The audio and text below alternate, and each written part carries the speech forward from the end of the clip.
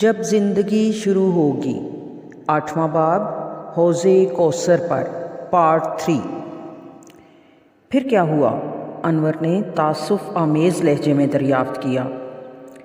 اسی طرح چلتے چلتے نہ جانے کتنے عرصے میں میں میدان حشر تک آ پہنچی، مگر یہاں ایک دوسری مصیبت انتظار کر رہی تھی۔ ہر جگہ عجیب خوفناک فرشتے گھوم رہے تھے۔ ان کی شکل دیکھ کر ہی ڈر لگ رہا تھا۔ میرے ساتھ تو انہوں نے کچھ نہیں کیا، مگر دوسروں کو وہ بے دردی سے مار رہے تھے۔ مگر مار پیٹ کا یہ منظر دیکھ کر ہی میری جان نکلی جا رہی تھی۔ آسمہ تمہیں کہاں ملی؟ میں نے دریافت کیا۔ وہ بھی میدان حشر میں مجھے ایک جگہ روتی بلکتی مل گئی۔ ابو وہ بڑے ناز و نام میں پلی ہوئی لڑکی تھی۔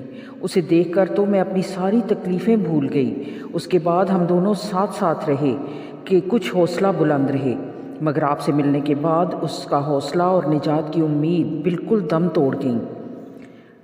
عالیہ نے پوچھا، آخری دفعہ وہ تمہیں کہاں ملی تھی؟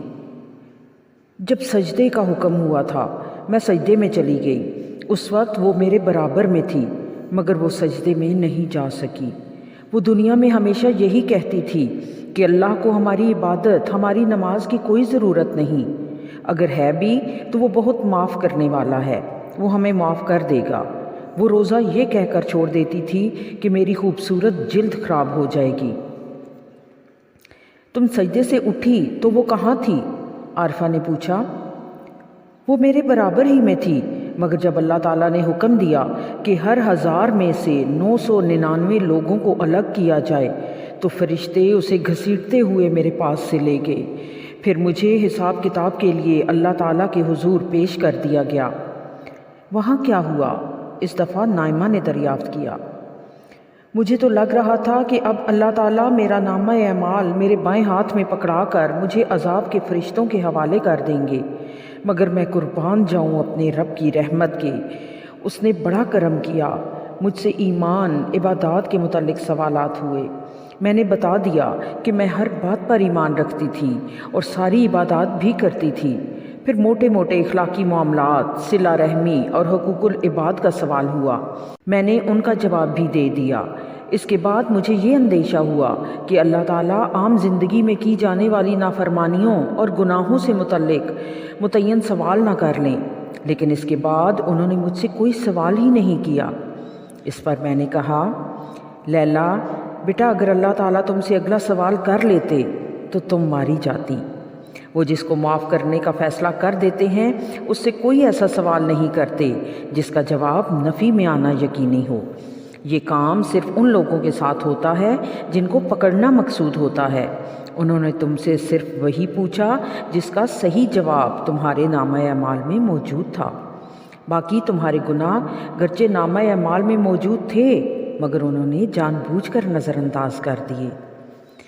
ہاں ابو، انہوں نے ایک بات مجھ سے آخر میں کہی تھی، وہ یہ کہ تم عبداللہ کی بیٹی ہو، تمہیں تو اس کے ساتھ ہونا چاہیے۔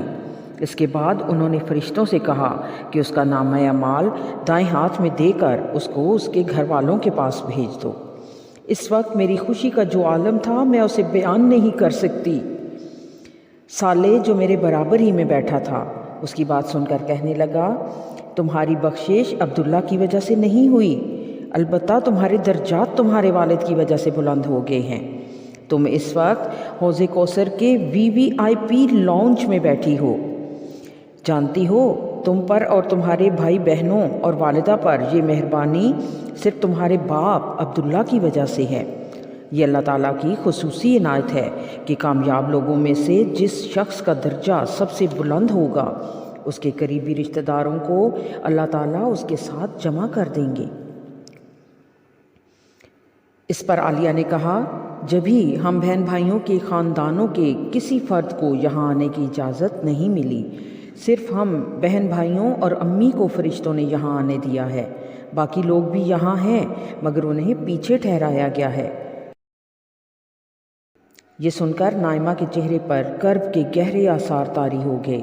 اس کے اندر کی ماں بولی، سوائے جمشید کے۔ یہ بات سن کر ایک خاموشی چھا گئی۔ آخر انور نے خاموشی کے اس پردے کو یہ کہہ کر توڑا، ابو، مجھے تو آپ کے استاد فرحان صاحب کی اس تحریر نے بچا لیا جو میں نے آپ سے اکثر سنی تھی۔ اس تحریر کو میں نے اپنی زندگی بنا لیا تھا۔ عارفہ بولی، بھائی وہ تحریر کیا تھی؟ ہمیں بھی تو سناؤ۔ انور نے آنکھیں بند کی اور بولنے لگا، ہمارے دور کے مصلحین لوگوں کے اندر سے ترقی کی اس فطری خواہش کو ختم کرنا چاہتے ہیں، جبکہ خدا ایسا نہیں چاہتا۔ وہ یہ چاہتا ہے کہ اس خواہش کا رخ دنیا کی بجائے آخرت کی طرف موڑ دیا جائے۔ دنیا کی اشرافیہ اور اہل ثروت گروہ میں شامل ہونے کے باوجود لوگوں میں یہ خواہش پیدا ہو جائے کہ وہ خدا کے مقربین اور جنت کی اشرافیہ میں شامل ہوں۔ آپ پورے قرآن کی دعوت پڑھ لیں، وہ اس کے سوا انسان میں کوئی ذہن پیدا نہیں کرنا چاہتا۔ قرآن کے اولین مخاطبین صحابہ کرام اسی ذہن کی حامل ہستیاں تھیں۔ ابو بکر و عمر کا انفاق، عبد الرحمن اور عثمان کی سخاوت، اور علی اور ابو ذر کی سادگی آخرت پر اسی ایمان کے مختلف مظاہر تھے۔ آخرت پر ایمان آدمی میں جو تبدیلی لاتا ہے، اسے سمجھنے کے لیے قرآن کی اس آیت کو ملاحظہ فرمائیں۔ تم لوگوں کو جو کچھ دیا گیا ہے وہ محض دنیا کی زندگی کا سامان اور اس کی زینت ہے، اور جو کچھ اللہ کے پاس ہے وہ اس سے بہتر اور باقی تر ہے۔ کیا تم لوگ عقل سے کام نہیں لیتے؟ بھلا وہ شخص جس سے ہم نے اچھا وعدہ کیا ہو اور وہ اسے پانے والا ہو، کبھی اس شخص کی طرح ہو سکتا ہے جسے ہم نے صرف حیات دنیا کا سر و سامان دے دیا ہو اور پھر وہ قیامت کے دن سزا کے لیے پیش کیا جانے والا ہو۔ سورۃ القصص۔ آپ اندازہ کریں کہ جس شخص کے دل میں صرف اس ایک آیت پر پکا یقین ہو، اس کی زندگی کس طرح گزرے گی۔ ایسا شخص مال کماتے وقت خدا کی اس نافرمانی کا خطرہ مول نہیں لے سکتا جس کا نتیجہ جہنم کی آگ ہے۔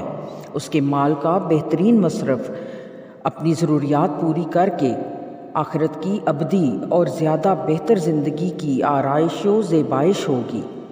وہ دنیا میں کسی بھی نعمت کے حصول کے لیے آخرت کو کبھی خطرے میں نہیں ڈالے گا۔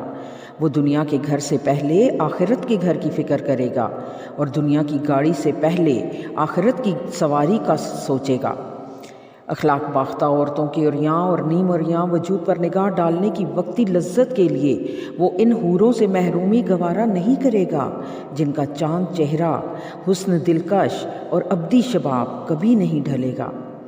گھر والوں کی ضروریات اور خواہشات اسے کبھی کسی ایسے راستے پر نہیں لے جا سکتی جو آخرکار جہنم کی دہلیز تک جا پہنچتا ہو۔ بیوی بچوں سے اس کی محبت اسے مجبور کرے گی کہ وہ انہیں بھی جنت کے راستوں کا مسافر بنائے، ان کی تربیت کرے، انہیں وقت دے، انہیں بتائے کہ جینا تو صرف آخرت کا جینا ہے، کامیابی تو صرف جنت کی کامیابی ہے۔ یہ دنیا دھوکے کے سوا کچھ نہیں، جہاں ہم سے پہلے بھی بے گنتی لوگوں کا امتحان ہوا اور ہمارا بھی امتحان ہو رہا ہے۔ چند برسوں کی بات ہے، نہ ہم رہیں گے نہ امتحان کے یہ صبر آزما لمحے۔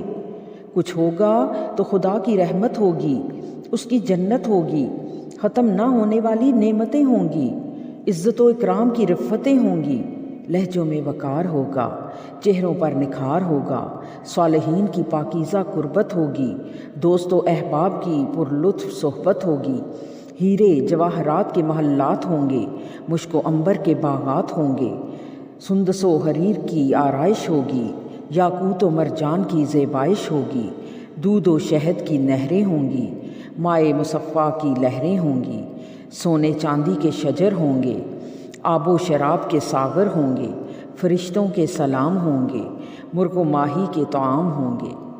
غرض عیش و سرور اور حور و خدام کی یہ ابدی دنیا، آب و شراب اور کثر و خیام کی یہ ابدی دنیا، جاہ و حشم اور لذت و انعام کی یہ ابدی دنیا، چین و سکون اور لطف و اکرام کی یہ ابدی دنیا۔ وہ دنیا ہوگی جہاں کوئی دکھ نہ ہوگا، کوئی غم نہ ہوگا، کوئی مایوسی نہ ہوگی، کوئی پچھتاوا نہ ہوگا، کوئی محرومی نہ ہوگی، کوئی محدودیت نہ ہوگی۔ بد نصیب وہ نہیں جسے فانی دنیا نہیں ملی، بد نصیب وہ ہے جسے یہ ابدی دنیا نہیں ملی۔ اس آخری بات پر انور کی آواز بھرا گئی۔ اسے شاید اپنے بھائی جمشید کا خیال آ گیا تھا، مگر اسے معلوم نہ تھا کہ اس نے یہ تحریر سنا کر میرے لیے جمشید کے صدمے کے ساتھ میرے استاد فرحان صاحب کا صدمہ بھی جمع کر دیا ہے۔ میں نے دل میں سوچا، شاید میدان حشر میں بھی ہمیں کچھ نہ کچھ دکھ دیکھنے ہی ہیں۔ یہ صرف جنت ہی ہے جہاں داخلے کے بعد ہر غم اور ہر پریشانی ہمیشہ کے لیے ختم ہو جائے گی۔ حمد کثیر تیری، شکر تمام تیرا، اے مالک دو عالم رحمان نام تیرا۔ تعریف کا ہے تو ہی حقدار دو جہاں میں، ادراک سے ہمارے بالا مقام تیرا۔ فاراں کی چوٹیوں سے ماہ عرب جو نکلا، اس پر صلاۃ تیری، اس پر سلام تیرا۔